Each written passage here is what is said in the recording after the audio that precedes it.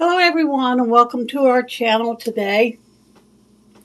For today's video, I'm going to be making some dog treats for the girls.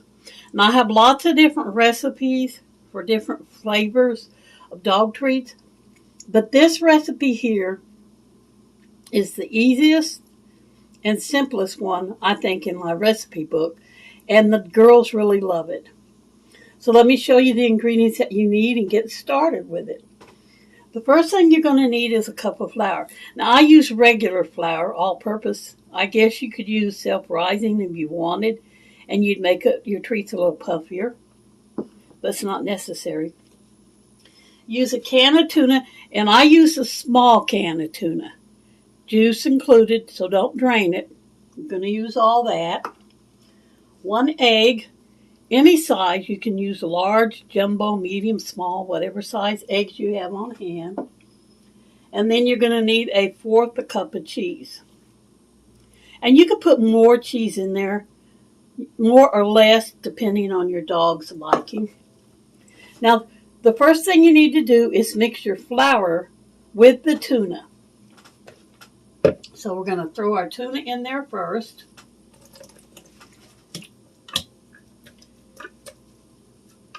You're going to add your flour.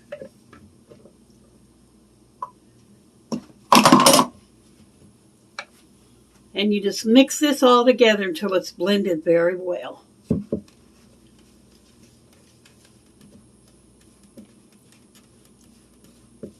This mixing also helps to break your tuna up into smaller bite-sized pieces for your dogs.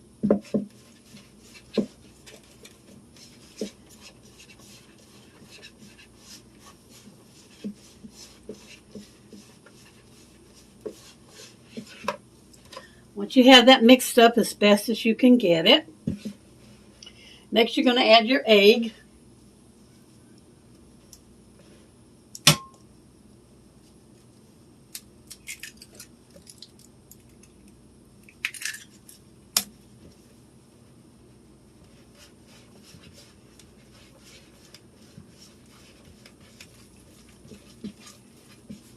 There it is, mixed up with your egg.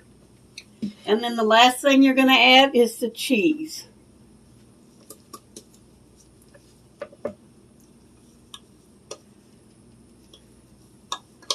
And this is a little cup, measuring cup I got from Temu that I like to use.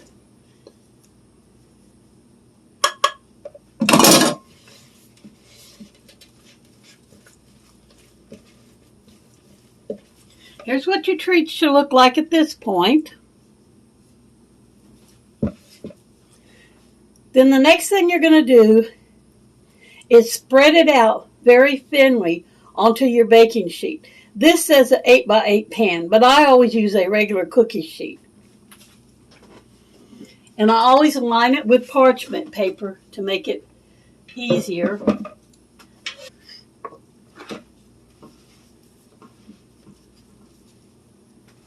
So you're just going to dump the whole thing out onto your cookie sheet.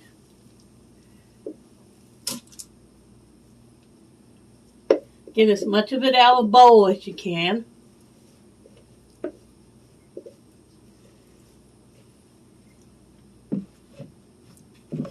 Move that over here. And I always put a little bit of flour on top, even though I've got gloves on, to help keep it from sticking to my hands as bad as it does. So, sprinkle a little bit of flour on top. And you can add more if you need it if it starts getting sticky all over again.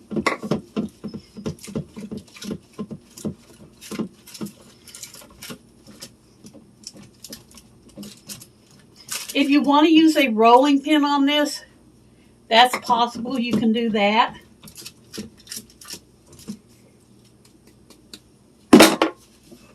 Okay, it doesn't make a whole lot of treats. This is what it looks like after I get it. And this is what it looks like after I get it spread out.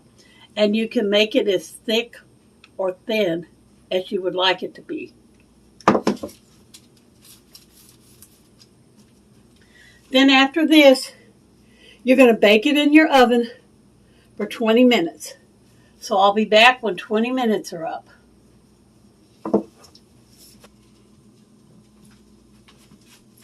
All right, they're out of the oven now. You take a pizza cutter or a knife if you don't have a pizza cutter. You're going to cut it into bite-sized pieces. I like to cut mine into triangle shapes.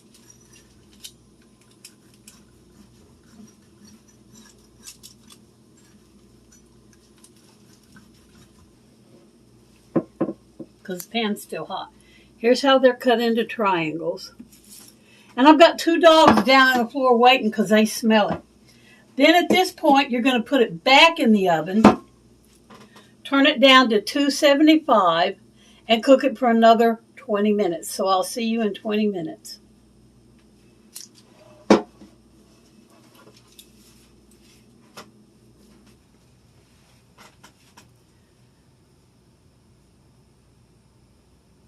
Okay, the doggy treats are out of the oven. Let me see if I can lift them up and show you what they look like when they're done.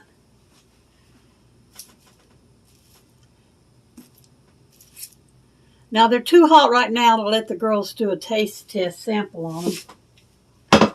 But when they're cooled, I put them in a Ziploc bag and I store them in the ice box. You have to keep these refrigerated because of the ingredients being perishable.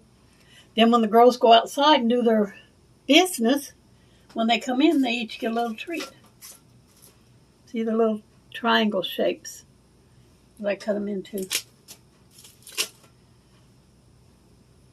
So that's it for this video. Thank you guys so very much for coming to watch. Remember, life is short, so make it a great one. And y'all come back and see us now any old time. Bye for this one.